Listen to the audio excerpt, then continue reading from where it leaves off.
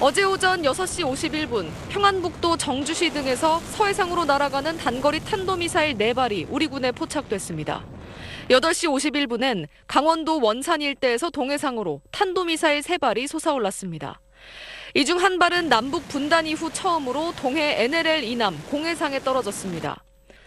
속초에서 동쪽으로 57km, 울릉도에서 서북쪽으로 167km 수역입니다.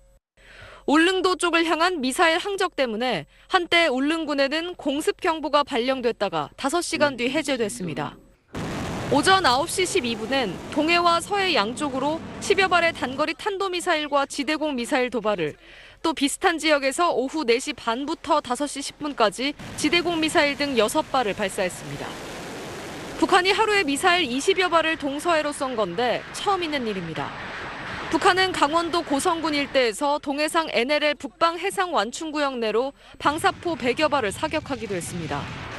긴급 국가안전보장회의를 주재한 윤석열 대통령은 북한의 도발을 실질적 영토 침해로 규정하고 엄정하고 신속한 대응을 지시했습니다. 이에 우리 공군 F-15K와 KF-16 전투기가 동해상으로 출격해 공대지 미사일 3발을 NLL 이북 공해상으로 발사했습니다. 또 한미는 연합 공중훈련 비질런트 스톰의 일환으로 북한이 껄끄러워하는 F-35A와 F-35B 스텔스 전투기를 동원해 적 지휘부와 미사일 발사대 등을 타격하는 훈련을 벌였습니다. SBS 김민정입니다. 북한의 표면적인 도발 이유는 이번 주 실시 중인 한미연합 공중훈련 비질런트 스톰입니다. 한미 군용기 240여 대가 투입된 비질런트 스톰에 대해 북한은 외무성 대변인과 박정천 당중앙 군사위 부위원장 담화를 통해 강력히 반발했습니다. 미국의 핵전쟁 각본이 마지막 단계에 들어섰다. 북한을 겨냥한 침략적이고 도발적인 군사훈련이다. 공군력이 열세인 북한 입장에서 한국과 미국의 압도적인 공군력 과시훈련에 크게 반발하고 있는 것입니다. 주목할 점은 예전에는 한미훈련이 실시되거나 미군 전략자산이 전개됐을 경우 조용하던 북한이 최근 부쩍 공세적으로 나오고 있다는 점입니다. 북한에 대해 무력 사용을 시도한다면 북한군의 특수수단들이 전략적 사명을 실행할 것이라며 전술핵 사용도 노골적으로 위협했습니다. 자신들의 핵 능력에 대한 자신감이라고 판단이 됩니다. 핵을 갖고 있기 때문에 한미가 쉽사리 자신들에게 대응하지 못한다라는 것이죠. 북한이 NLL 남쪽으로 미사일을 발사하면서도 공해상에 미사일을 떨어뜨린 것은 고도의 심리전 차원으로 보입니다. 우리 영해를 침범하지 않은 만큼 군의 직접적인 군사 대응은 제한되지만 북한 미사일이 남쪽으로 넘어왔고 울릉도에 공습 경보가 발령된 것만으로도 정보가 신속하게 공유되는 남한 사회에 주는 긴장 고조 효과는 큽니다. 남북 간, 더 나아가 한미 일에 북한발 긴장 수위가 높아지면 타협의 목소리가 높아질 수 있습니다. 정부 고위 당국자는 북한이 궁극적으로 핵 보유국 지위를 인정받으려는 것으로 보인다고 분석했습니다. SBS 안정식입니다. 어제 새벽부터 단거리 탄도미사일을 발사했던 북한이 오늘은 아침 일찍 장거리 미사일을 쏘아 올렸습니다. 오전 7시 40분쯤 평양 순안 일대에서 발사됐는데 대륙간 탄도미사일 ICBM 화성 17형으로 추정됩니다. 고각 발사된 이 미사일은 동해상 일본 배타적 경제수역 바깥편에 떨어졌습니다. 최고 고도 1920km에 비행거리 760km, 최고 속도 마하 15인 것으로 분석됐습니다. 북한의 ICBM 발사는 지난 2월 27일을 시작으로 올해 들어 7번째이자 직전 기준으론 지난 5월 이후 6개월 만입니다. 북한의 추가 도발에 대비하여 한미 간 긴밀한 공조하에 관련 동향을 추적 감시하면서 한미 정보당국은 발사 후 1단, 2단 추진체는 정상적으로 분리된 걸로 파악했습니다. 하지만 이후 탄두부 비행은 실패한 걸로 판단했습니다. 1시간 뒤엔 평안남도 개천 일대에서 단거리 탄도미사일 2발이 동해상으로 솟구쳤습니다. 최고 고도 70km, 비행거리 330km, 속도는 마하 5로 탐지됐습니다. 북한이 전술핵 운용 차원에서 쏘고 있는 이스칸데르, 에이테크임스 계열로 추정됩니다.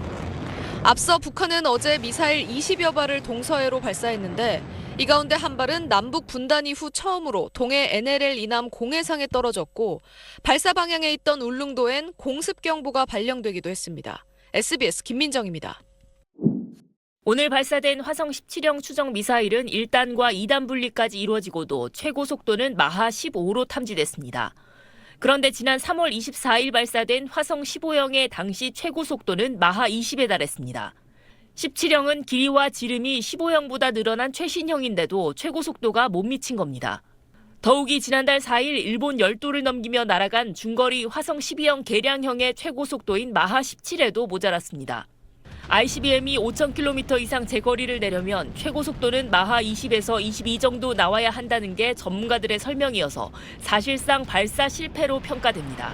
각 단마다 원하는 속도를 얘가 내줘야 되는데 그 속도를 못 내준 거예요. 그건 추력이 충분히 안 나왔다. 뭔가 이제 이상 연소가 생겼던 뭔가 문제가 생긴 거예요. 그러다 보니까 2,000밖에 안 올라갔다. 하지만 화성 17형의 기술적 향상을 간과해선 안 된다는 지적입니다. 발사가 거듭되면서 진전된 부분이 보이기 때문입니다. 북한은 지난 2월 27일과 3월 5일 정찰 위성 개발 시험을 핑계로 화성 17형을 시험 발사했는데 당시 한미 정보당국은 1단 추진체만 사용된 것으로 분석했습니다. 그런데 이번에는 2단 추진체까지 결합해 발사한 겁니다. 특히 3월 발사 시도 때는 화성 17형이 고도 20km 상공에서 그야말로 뜨자마자 폭발했는데 이번에는 적어도 2단 분리까지는 성공적으로 이뤄졌습니다. 추가 시험 발사를 예의주시해야 하는 이유입니다. SBS 김아영입니다. 자, 이 내용은 안정식 북한 전문 기자와 더 짚어보겠습니다. 자, 오늘 일본도 그렇고 어제 우리 울릉도도 그렇고 한반도와 그 주변의 불안감이 정말 갈수록 커지고 있어요. 예, 그게 바로 북한이 노리는 겁니다. 네. 어제는 이제 울릉도에 공습경보가 발령됐고 오늘은 일본의 대피경보가 내려졌는데요. 미사일을 남한뿐만 아니라 일본, 미국의 괌 주변까지 계속 쏘아대서 수시로 경보가 발령되는 상황이 되면은 우리 국민뿐만 아니라 미국, 일본 국민들도 이제 피곤함을 느끼게 돼서 북한 요구를 들어주더라도 좀 협상을 해서 문제를 풀어봐라. 이런 목소리가 커질 수가 있거든요. 이런 목소리를 유도를 해서 궁극적으로 핵 보유국 지위를 인정받겠다는 게 북한의 의도인 것 같습니다. 그러니까 북한이 노리는 게 그런 거라면 앞으로 북한이 더 세게 나올 가능성도 있겠네요. 네, 그렇다고 봐야 될 겁니다. 북한이 최근 들어서 부쩍 공세적으로 변한 건 자신들이 핵을 보유하고 있기 때문에 한미가 쉽사리 건드리지 못할 거다. 라는 판단이 있기 때문인데요. 시기별로 강약 조절은 있겠지만 남한 또 한미일에 대해서 긴장을 고조시키는 행동은 앞으로도 계속 된다고 봐야 되겠습니다. 당분간은 좀 피곤할 수 있다는 얘기인데 그럼 이럴 때 어떻게 대처를 해야 합니까? 일단은 북한이 혹시라도 직접적인 군사 도발을 해볼까 하는 착각을 하지 않도록 억지력을 확고히 하는 게 굉장히 중요합니다. 북한이 핵 공갈에 나서면 한미의 대응 강도도 높아질 것이기 때문에 핵으로 얻을 수 있는 건 없다라는 것을 북한이 확실하게 깨닫게 해줘야 됩니다. 그리고 나서 북한 행동이 좀 잠잠해지고 나면은 기초적인 대화라든가 비정치적인 분야의 대화, 교류, 협력 이런 것들이 가능해질 수가 있는데요. 거기까지 가기까지는 좀 시간이 걸릴 것이기 때문에 당분간은 주기적으로 피곤한 일이 반복될 것이다. 이렇게 좀 예상을 해야 되겠습니다. 네, 알겠습니다. 지금까지 안정식 북한 전문 기자였습니다. 북한이 어젯밤 단거리 탄도미사일 3발을 또 발사했습니다. 합참은 북한이 어젯밤 9시 35분쯤부터 49분쯤까지 황해북도 곡산 일대에서 동해상으로 단거리 탄도미사일 3발을 발사했다고 밝혔습니다. 일본 교도통신은 발사된 미사일들이 최고고도 150km로 약 500km를 비행해 일본의 배타적 경제수역 밖에 낙하했다고 전했습니다. 북한의 이번 발사는 한미연합 공중훈련 비질런트 스톰이 연장된 데 대해 박정천 북한 당중앙군사위 부위원장이 반발하는 담화를 내놓은 직후 이뤄졌습니다. 박정천은 담화에서 한미가 매우 위험하고 잘못된 선택을 했다며 현 상황을 통제 불능의 국면으로 떠밀고 있다고 주장했습니다. 박정천은 또 한미가 돌이킬 수 없는 엄청난 실수를 했다는 것을 알게 될 것이라고 위협했습니다. 앞서 한미 군 당국은 오늘까지 예정됐던 한미연합 공중훈련 비질런트 스톰을 일단 주말까지 연장하기로 했습니다. 군 당국은 북한 도발로 고조되고 있는 안보위기 상황에서 한미 동맹의 굳건한 연합방위 태세를 보여주는 것이 필요하다는데 한미가 공감했다고 밝혔습니다. 훈련 기간 연장과 함께 괌에 배치된 미군의 핵심 전략 폭격기 비원비의 한반도 전개도 조율되고 있습니다. 비원비는 강력한 스텔스 성능의 폭탄을 60톤까지 탑재할 수 있고 사거리 1000km가 넘는 공대지 미사일을 장착하고 있어 북한이 예민한 반응을 보여온 전략 폭격기입니다. 북한이 한미훈련 연장에 대해 강하게 반발하고 있는 만큼 추가적인 도발이 있을 것으로 예상됩니다. SBS 안정식입니다. 북한이 어젯밤 11시 28분쯤부터 강원도 금강군 일대에서 동해상으로 포경사격 80여 발을 가했다고 합동참모본부가 밝혔습니다. 탄이 떨어진 지점은 9.19 합의에 따른 해상 완충구역 내부 수역으로 또다시 9.19 합의를 위반한 겁니다. 군은 이에 군사합의 위반임을 알리고 즉각 도발 중단을 촉구하는 경고통신을 실시했습니다. 북한은 어제 아침엔 평양 순안 일대에서 장거리 탄도미사일을 동해상으로 발사했습니다. 북한이 2020년 처음 공개한 대륙간 탄도미사일 ICBM 화성 17형으로 추정됩니다. 고각 발사된 이 미사일은 동해상 일본 배타적 경제수역 바깥편에 떨어졌습니다. 최고 고도 1920km에 비행거리 760km, 최고 속도 마하 15인 것으로 분석됐습니다. 북한의 ICBM 발사는 지난 2월 이후 올해 들어 7번째입니다. 한미 정보당국은 발사 후 1단, 2단 추진체는 정상적으로 분리됐지만 이후 탄두부 비행은 실패한 걸로 판단했습니다. ICBM이 5,000km 이상 제거리를 내려면 최고 속도는 마하 20은 넘어야 하기 때문입니다.